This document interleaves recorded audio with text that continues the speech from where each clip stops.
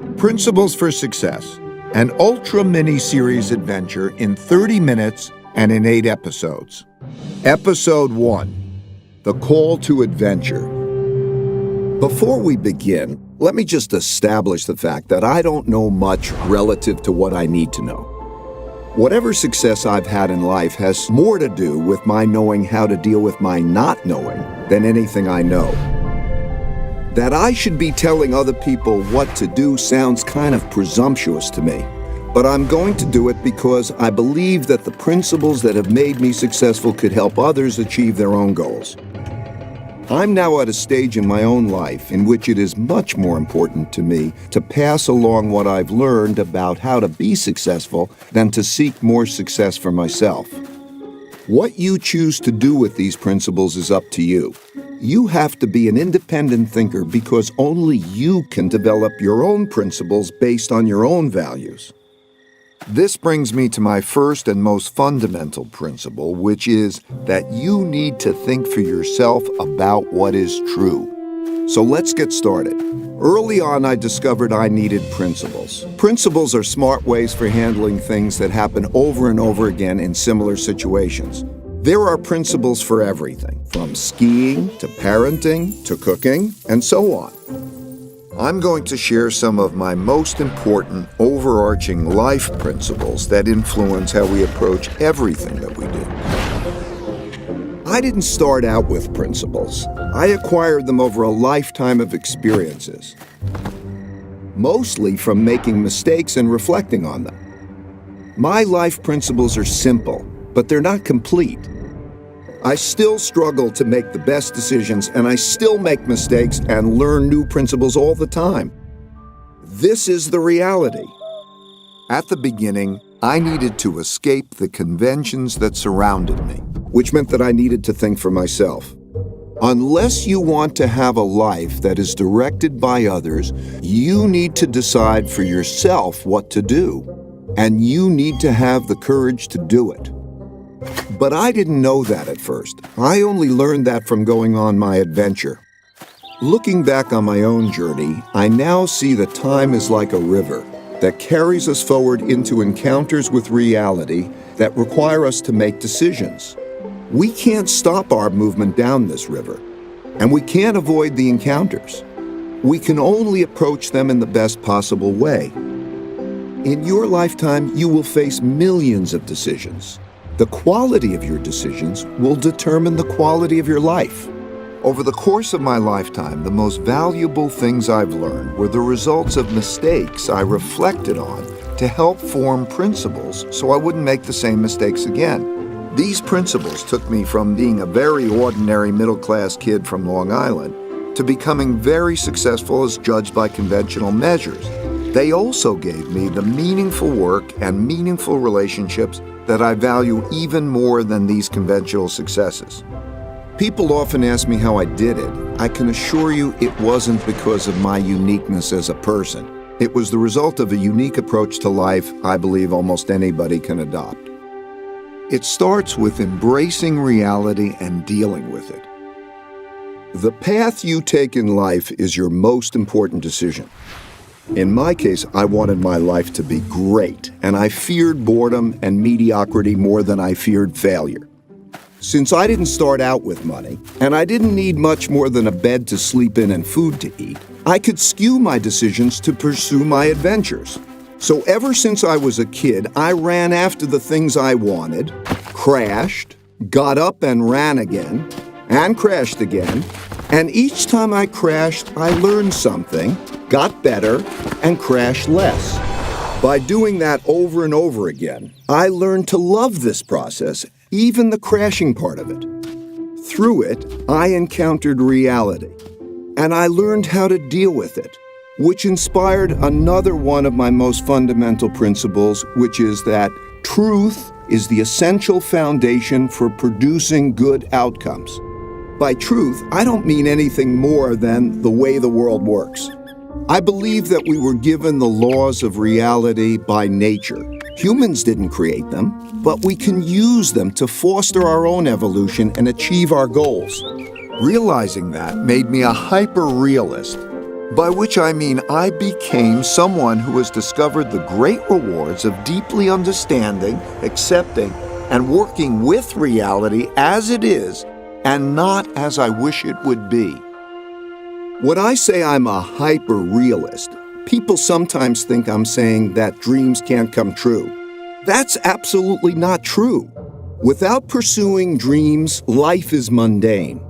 What I mean is that, to me, hyperrealism is the best way to choose one's dreams and then achieve them. Having big dreams, plus embracing reality, plus having lots of determination, will bring you a successful life. I believe this formula is true for everyone. But what does a successful life look like? We each have to decide for ourselves what success is. I don't care whether you want to be a master of the universe or to live under a palm tree or anything else. I really don't. Each of us chooses goals based on our values and decides on the best path to achieve them. But we all need approaches to making decisions that work well, especially when facing problems, mistakes, and weaknesses that stand in our way. To succeed, we must embrace all our realities, especially the harsh realities that we wish weren't true.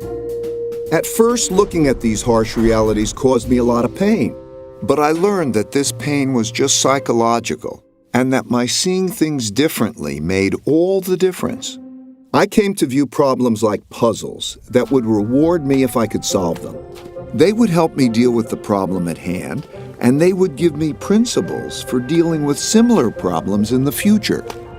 I learned to treat pain as a cue that a great learning opportunity is at hand, which led me to realize that pain plus reflection equals progress. Meditation has been invaluable in helping me see things that way. I found that when I calmed myself down and embraced my realities and dealt with them, the rewards brought me pleasure and the pain faded. Each of us has the unique capability to think logically, to reflect on ourselves and our circumstances, and to direct our own personal evolution. Doing this well is just a matter of following a simple 5-step process.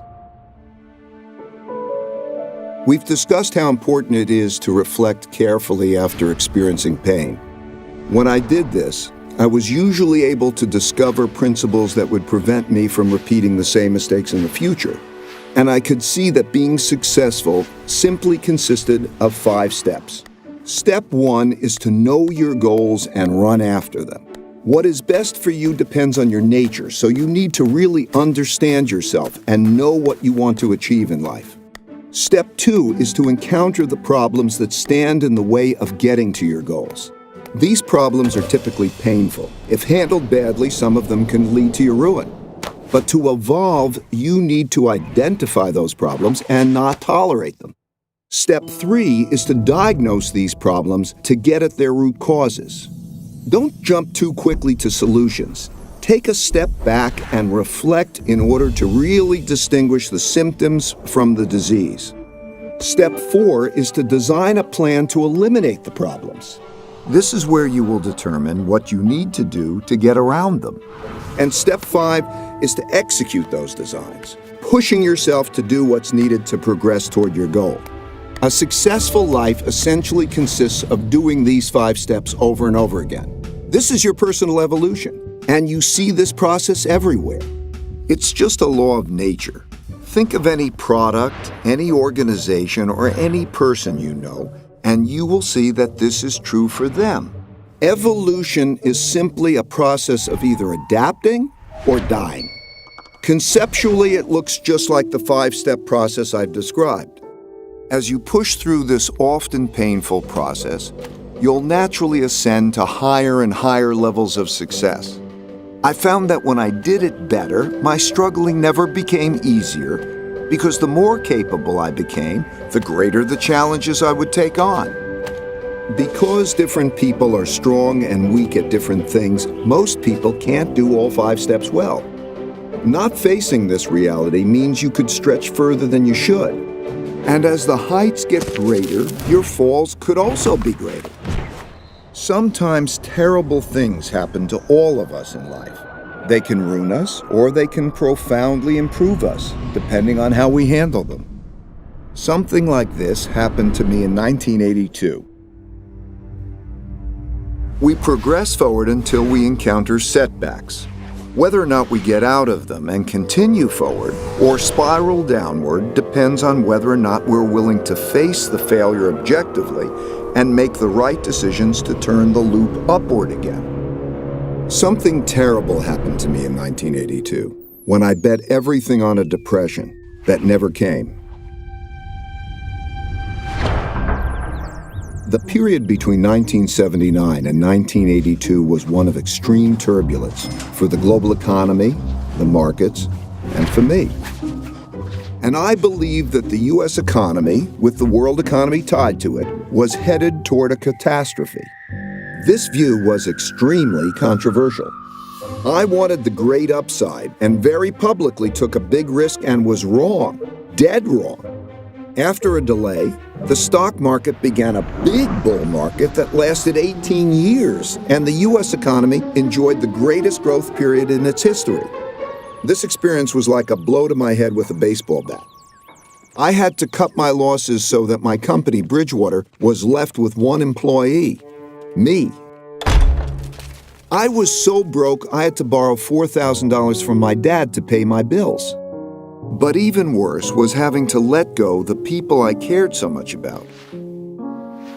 I wondered whether I should give up my dream of working for myself and play it safe by working for someone else in a job that would require me to put on a tie and commute every day. Though I knew that for me, taking less risk would mean having a less great life. Being so wrong, and especially being so publicly wrong, was painfully humbling. I am still shocked and embarrassed by how arrogant I was in being totally confident in a totally incorrect view. Though I'd been right much more than I'd been wrong, I had let one bad bet erase all my good ones. I thought very hard about the relationship between risk and reward and how to manage them. But I couldn't see a path forward that would give me the rewards I wanted without unacceptable risk. This kind of experience happens to everyone. It will happen to you. You will lose something or someone you think you can't live without, or you will suffer a terrible illness or injury, or your career will fall apart before your eyes. You might think that your life is ruined and that there's no way to go forward, but it will pass. I assure you that there is always a best path forward, and you probably just don't see it yet. You just have to reflect well to find it. You have to embrace your reality. Sometimes things happen that are hard to understand. Life often feels so difficult and complicated, it's too much to take in all at once. My deep pain led me to reflect deeply on my circumstances. It also led me to reflect on nature because it provides a guide for what's true. So I thought a lot about how things work, which helped to put me and my own circumstances in perspective. I saw that at the Big Bang, all the laws and forces of the universe were created and propelled forward, interacting with each other as a perpetual motion machine, in which all the bits and pieces coalesce into machines that work for a while, fall apart, and then coalesce into new machines. This goes on into eternity. I saw that everything is a machine. The structure and evolution of galaxies, the formation of our own solar system, the makeup of Earth's geography and ecosystems, our economies and markets, and each of us. We individually are machines made up of different machines. Our circulatory system, our nervous system, that produce our thoughts, our dreams, our emotions, and all the other aspects of our distinct characters. All of these different machines evolve together through time to produce the realities we encounter every day. And I realized that I was just one tiny bit in 1 nanosecond deciding what I should do. While that perspective might sound very philosophical, I found that it was very practical because it showed me how I could deal with my own realities in a better way. For example, I observed that most everything happens over and over again in slightly different ways. Some in obvious short-term cycles that are easy to recognize, so we know how to deal with them, like the 24-hour day. Some so infrequently that they haven't occurred in our lifetimes, and we're shocked when they do, like the once-in-a-100-year storm. And some we know exist, but are encountering for the first time, like the birth of our first child. Most people mistakenly treat these situations as being unique and deal with them without having proper perspective or principles to help them get through them. I found that if instead of dealing with these events as one-offs, I could see each as just another one of those and approach them in the same way a biologist might approach an animal, first identifying its species, then drawing on principles for dealing with it appropriately. Because I could see these events transpire in pretty much the same ways over and over, I could more clearly see the cause-effect relationships that governed their behaviors, which allowed me to develop better principles that I could express in both words and algorithms. I learned that while most everyone expects the future to be a slightly modified version of the present, it is typically very different. That's because people are biased by recent history and overlook events that haven't happened in a long time, perhaps not even in their lifetime, but they will happen again. With that perspective, I realized that what I missed when I mistakenly called for a Great Depression was hidden in the patterns of history, and I could use my newfound knowledge of these patterns to make better decisions in the future. And when I thought about my challenge, balancing risk and reward, I realized that risk and reward naturally go together. I could see that to get the most out of life, one has to take more risk, and that knowing how to appropriately balance risk and reward is essential to having the best life possible.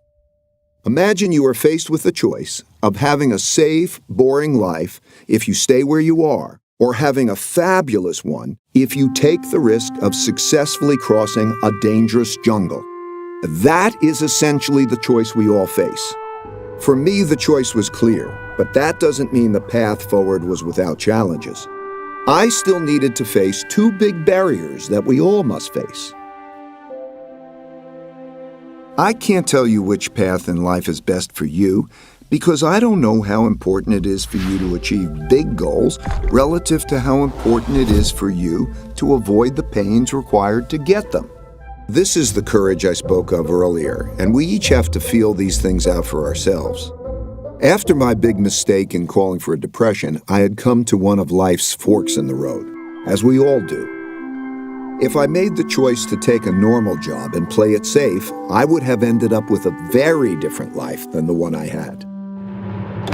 But as long as I could pay the rent, put food on the table, and educate my kids, the only choice for me was to risk crossing the jungle in pursuit of the best life possible. My big mistake in betting on a depression gave me a healthy fear of being wrong. In other words, it gave me deep humility, which was exactly what I needed.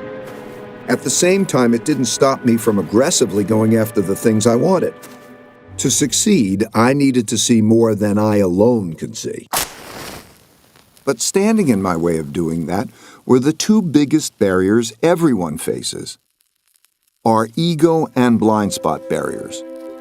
These barriers exist because of how our brains work. First, let's explore the ego barrier. When I refer to your ego barrier, I'm talking about the parts of your brain that prevent you from acknowledging your weaknesses objectively so that you can figure out how to deal with them. Your deepest-seated needs and fears reside in areas of your brain that control your emotions and are not accessible to your higher-level conscious awareness. And because our need to be right can be more important than our need to find out what's true, we like to believe our own opinions without properly stress testing them. We especially don't like to look at our mistakes and weaknesses. We are instinctively prone to react to explorations of them as though they're attacks. We get angry, even though it would be more logical for us to be open to feedback from others. This leads to our making inferior decisions, learning less, and falling short of our potentials. The second is the blind spot barrier. Everyone has blind spots. The blind spot barrier is when a person believes he or she can see everything. But it's a simple fact that no one alone can see a complete picture of reality. Naturally, people can't appreciate what they can't see. Just as we all have different ranges for singing, hearing pitch, and seeing colors, we have different ranges for seeing and understanding things. For example, while some people are better at seeing the big picture, others excel at seeing details. Some are linear thinkers, and others are more lateral. While some are creative but not reliable, others are reliable but not creative, and so on. Because of how our brains are wired differently, everyone perceives the world around them differently. By doing what comes naturally to us, we fail to account for our weaknesses, and we crash. Either we keep doing that or we change. Aristotle defined tragedy as a terrible outcome arising from a person's fatal flaw. A flaw that, had it been fixed, would have instead led to a wonderful outcome. In my opinion, these two barriers are the main impediments that get in the way of good decision-making. Taking risks and occasionally being ruined wasn't acceptable, and neither was not taking risks and not having exceptional results. I needed an approach that would give me the exceptional upside without also giving me the exceptional downside. When I discovered it, it turned out to be my holy grail. To get it, I needed to replace the joy of being proven right with the joy of learning what's true. This need prompted me to seek out the most thoughtful people I could find who disagreed with me. I didn't care about their conclusions, I just wanted to see things through their eyes, and to have them see things through my eyes, so that together we could hash things out to discover what's true. In other words, what I wanted most from them was thoughtful disagreement. Going from seeing things through just my eyes to seeing things through the eyes of these thoughtful people was like going from seeing things in black and white to seeing them in color. The world lit up. That's when I realized that the best way to go through the jungle of life is with insightful people who see things differently from me. Think about the 5-step process I described earlier. As I said, because we are wired so differently, not everyone can do all the 5 steps well. But you don't have to do them all alone. You can get help from others who are good at what you're not, who are wired to perceive things you can't. All you need to do is let go of your attachment to having the right answers yourself, and use your fear of being wrong to become open-minded to these other views. In this way, you could point out the risks and opportunities that you would individually miss. I found that taking this radically open-minded approach and believability weighting people's thinking significantly increased my probabilities of making the best decisions possible. This enabled me to ascend to greater heights and greater challenges. In the past, I would have always wanted to do what I myself thought was best. But now I sought out the strongest independent thinkers I could find. I still do. There is nothing better to be on a shared mission with extraordinary people who can be radically truthful and radically transparent with each other. This approach led me to create a company with a unique idea meritocracy, operating in a unique way that produced unique successes. In an idea meritocracy, you get the best of everybody. Everyone thinks independently. Then we work through our disagreements to get at what's best. However, not every opinion is equally valuable, and we had to learn to distinguish between good ideas and bad ones to get the best decisions. In other words, we needed to believability weight people's thinking. But that's another story I will explain in my work principles.